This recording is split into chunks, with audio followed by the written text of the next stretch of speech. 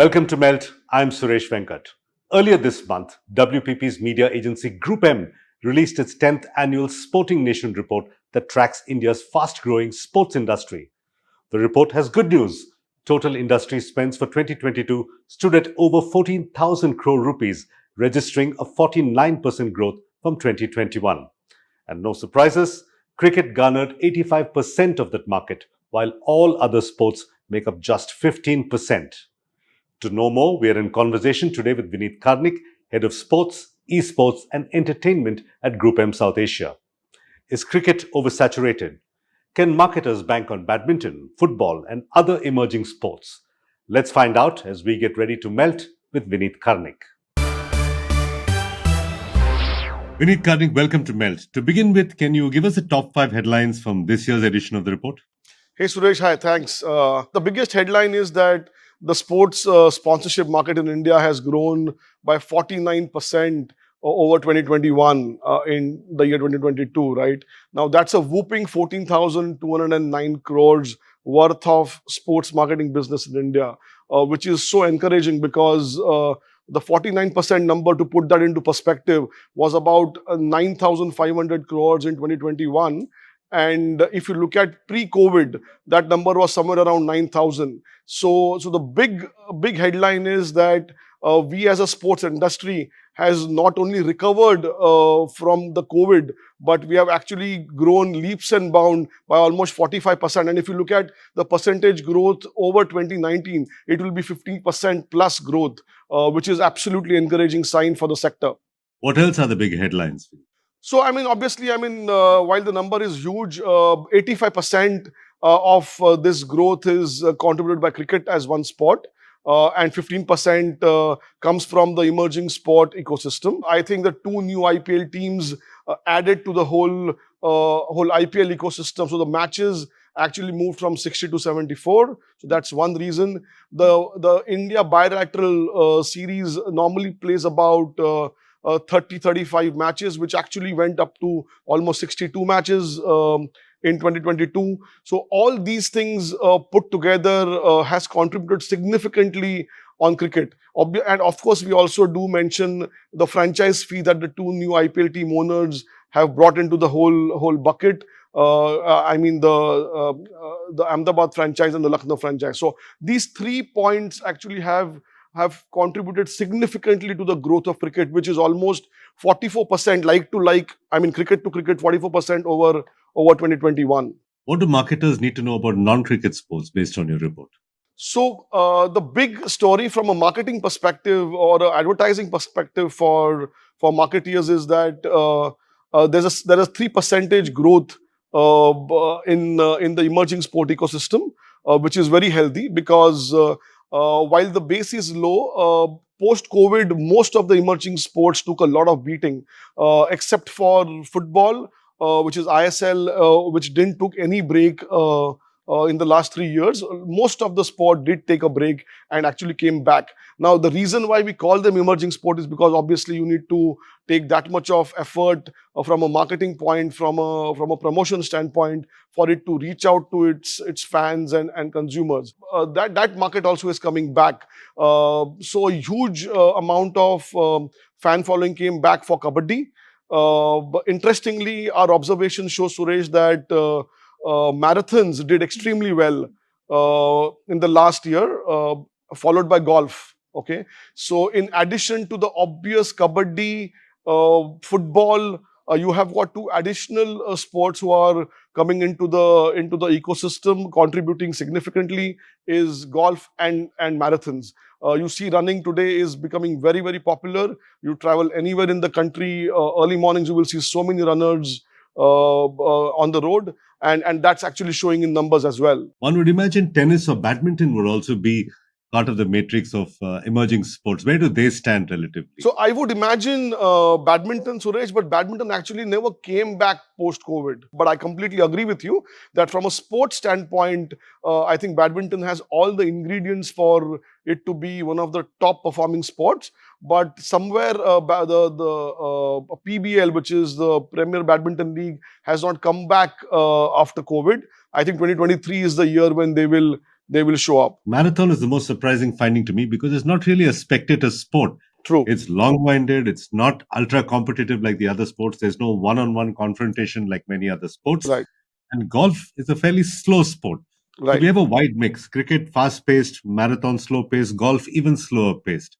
What That's does a this say about the changing nature of the Indian audience, Vinny? that's a great mix, right? And that's exactly answers your question, because the mix is such that today we all know that India is a very, very deep country from a language standpoint, geographical standpoint. So every 150 kilometers there is a language change in India. The food tastes keep changing, and so does the sport. So if you look at kabaddi, I mean, kabaddi performs extremely well in the southern part of India, mainly AP, Telangana, TN, Haryana, Punjab. Football performs extremely well in Kerala, Northeast, Kolkata, Goa. There are pockets within our country which are embracing different type of sports, and therefore it's showing up in the numbers as well. Vinith, if you were a gambling man and you had to gamble on one sport to challenge the dominance of cricket over the next 15, 20 years, would you put your money on kabaddi? A tricky question. While Kabaddi is doing extremely well, but from a gambler's mind, if I have to answer that question, I would put that money on football, Suresh, because I think football is a very, very deep sport, and it's very popular sport also in India.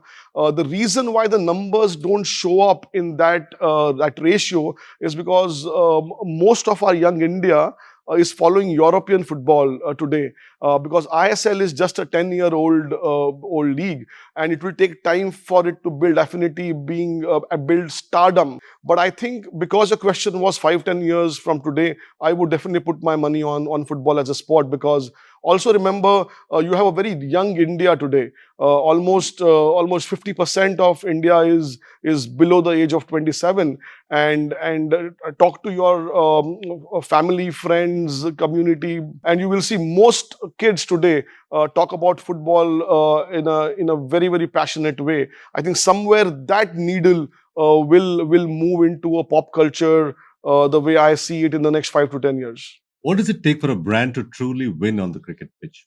I think brands already win on a cricket pitch, and that's the reason you see so many brands actually wanting to use cricket as a platform. Look at the broadcast. Look at the digital streaming platforms. There is no dearth of advertising support today from brands. So I don't think that's the challenge, because brands have really embraced cricket, and rightfully so. Because obviously, I mean, look at it. I mean, cricket obviously is the biggest sport in the country. I think from a reach perspective, it reaches the maximum households. And Question, though, however, Vinith, is what does it take for a brand to? Is it sheer the volume of media spend? Is it innovation? Is it experimenting with formats? How are brands winning exactly using so, cricket? so I was just coming to that point. So, because of the reach, brands are using cricket in multiple shape and form. So, today there are brands using cricket at a central level, by sponsoring IPL or India Cricket. Look at Mastercard, who's now sponsoring India Cricket, the bilaterals. Look at Tata's sponsoring IPL. You look at the spectrum of advertiser today. Last 2 years, IPL on ground inventory is absolutely full. They have 6 advertisers on ground as official partners. It's absolutely full. So the entry barrier itself is there. So from an on ground perspective, which is more of a premium inventory, because obviously less is more is the fundamental that BCCI follows there.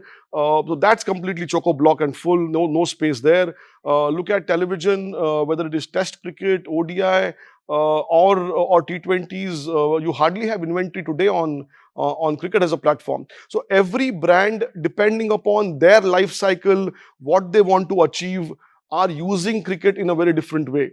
Plain vanilla advertiser up there on TV or streaming. If you want to engage your audience through some interesting innovation, ideas, activation, on ground is the way to go. So I think a mix of both is keeping cricket very, very busy. And if you see, the numbers are only going up, which means there is increasing demand on a very, very sustained basis, and that's the reason why you see that significant growth coming in. So we have test matches, we have bilateral matches, we have one days, we have IPL, we have the Women's Premier League. We also have state leagues who are doing mini versions of IPL in the states. To play devil's advocate, Beneath, is cricket getting overcluttered? See, you can argue both ways, okay? So I'm not too worried about the clutter part of the cricket because the objective at all the levels is different. You spoke about local cricket in terms of various different leagues in TN, in Mumbai, Karnataka, and Jharkhand today. Including a celebrity cricket league, which is quite popular. There's with movie stars and all that Yeah, playing. I will come to that. So the objectives are very different. So today, if you look at the BCCI structure, okay, it's such a brilliant structure that it allows the respective federations to actually create a grassroots program uh, through these smaller leagues, right? So there is a Premier League at a federation level. Then you have a Ranji Trophy or a Devdar Trophy or a Iranian Trophy, which eventually fills the pyramid, and eventually you reach the IPL stage or the India cricket stage. So that structure is actually helping the bench strength of cricket to grow. Talking about Celebrity Cricket League, it's a completely different concept because we all know that the lines between entertainment and sports are blurring, and therefore you see almost eight celebrity markets like Hindi, Punjabi, Bhojpuri, all four southern states, and they are actually having 15 to 20 players within the film industry who play active cricket. And I don't know if you followed CCL ever, but the cricket that they play is extremely competitive. So if I have to draw a comparison and a benefit analysis from these two things in terms of actual professional cricket played at a federation level and at a celebrity level, it actually shows the popularity and demand for the sport, and hence the clutter question actually stays at its bay, because if there was clutter, uh, then so much of viewer player interest wouldn't have been there, right?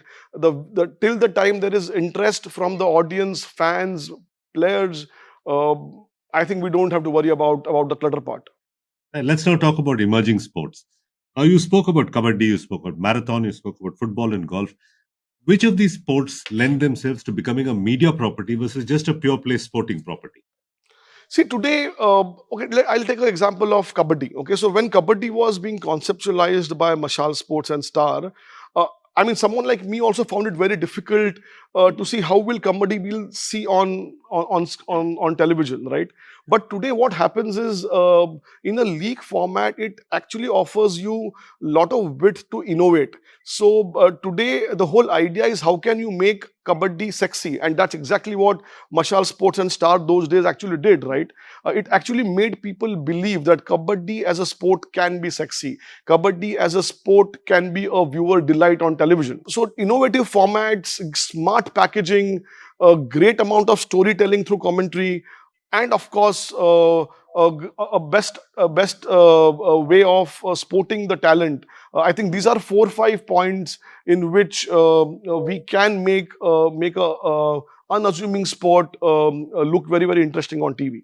So, for marketers, Vineet, what are the pros and cons of associating with an emerging sport? How should they make their decisions? So today it all depends upon where in your marketing life cycle is a particular brand today. Okay, so if you are launching a product, if you have a logo change, I think obviously cricket is going to be your best bet, because in 1 day or in 10 days or in a season, you are ensuring that your communication goes to your target audience through one platform. But if you are a emerging brand who are wanting to engage a completely new audience, a niche audience, audience in pockets.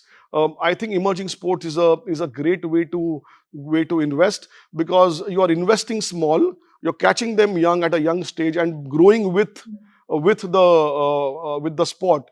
And you have seen you have great examples of that as well in India, where people have actually invested on volleyball, kho, kabaddi, football, marathons. I think if you look at marathons today, there's so many marathons that are happening in India, and every marathon has got some advertiser as a partner at a local level, at a national level.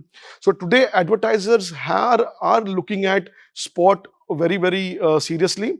And more importantly, there is enough and more data for marketers to actually see what best suits them. So if somebody is investing in football, I mean, and if your market is West Bengal, Northeast, Goa, I think it's the best sport to go with. Okay, let's go from emerging sports to emerging technologies. How bullish are you on emerging technologies like AR and VR when it comes to the sports experience? Absolutely bullish, Suresh, because if you look at the use of technology in the West today, it's more interactive. So, what is technology offering us? Technology is offering us a two-way communication in an ecosystem where digital is a way of our life. Today, except for this interaction, I would have normally had a phone in my hand or iPad in front of me. So you are actually talking to someone and multitasking uh, at the same time. Technology is going to be enabling conversations with fans, building communities, and the social network for that sport, for that team, and maybe for that athlete.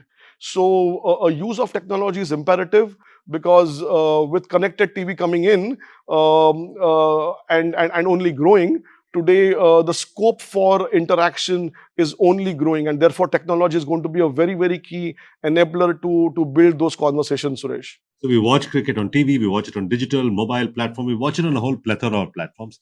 Meet if I were to ask you to gaze into your crystal ball 10 years from now, how will we be consuming cricket? Digital, TV, combination, headset, what will we be doing? This crystal ball is a very scary question because then you get into and Wear a virtual completely headset, gaze into your virtual headset. yeah, it's very difficult to visualize because like a lot of changes happening in the economy and the way we consume uh, content in general. Why only sport? Okay.